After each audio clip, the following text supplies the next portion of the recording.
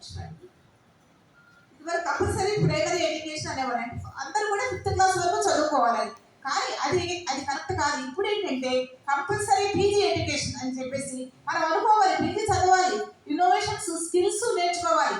వాటి ద్వారా ఈ వివక్ష అనేది పోతుంది. ఒక పెద్ద ఆఫీసర్, ఒక పెద్ద కలెక్టర్, లేకపోతే ఇంకా పెద్ద పెద్ద ఆఫీసర్స్ ఉంటారు, వాళ్ళ మధ్య వివక్షలు ఉండవండి.